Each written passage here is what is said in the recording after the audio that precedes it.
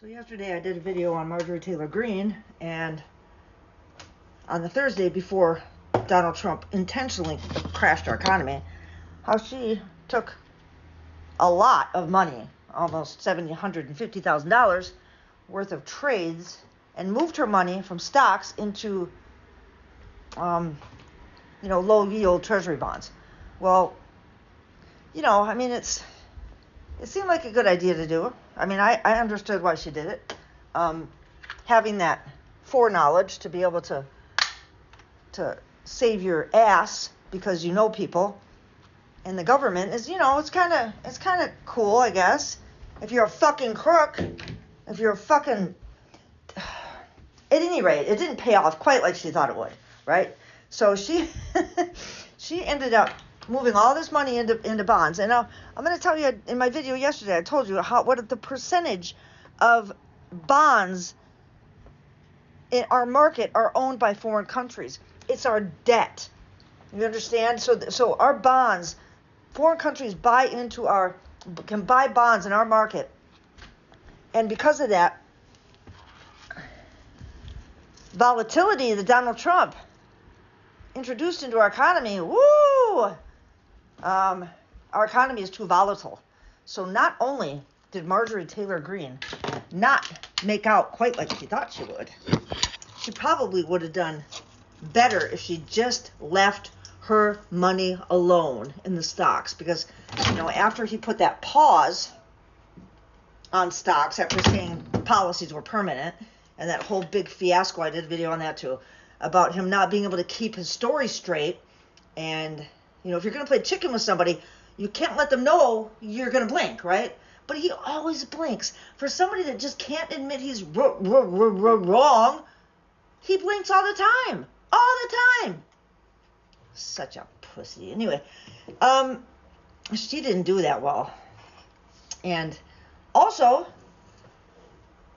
the foreign countries that own most of our bonds and most of our debt, they're selling. Not only are they selling, they're not buying anymore. And that will end up hurting all of us.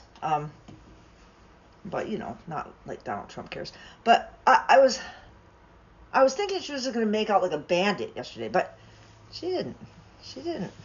And I just wanted to bring that good news to you because she is one of the most loathsome, disgustingly racist, bigoted, and ignorant. I mean, I can be really mad at people like Charlie Kirk, like Tucker Carlson, because they know what the fuck they're doing.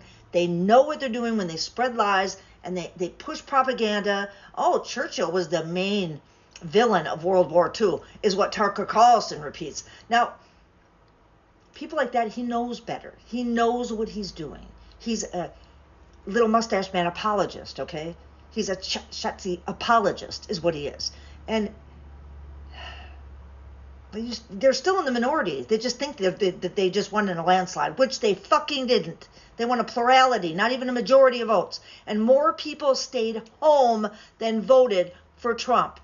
More people stayed fucking home. And if that's you, I hope you're making up for it now. I really do. Because things didn't have to be this way.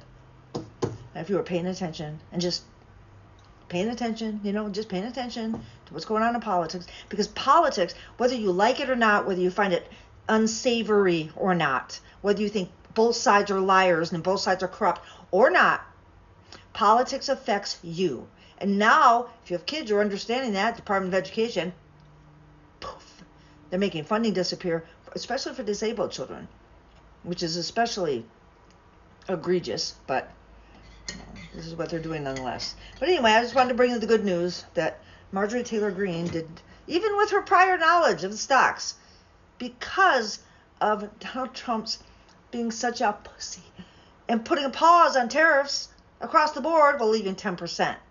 But the big ones, And now he's playing a game of chicken with China. And what do you think he's going to win? Or do you think he's going to blink again? I think he's going to blink. And you know what?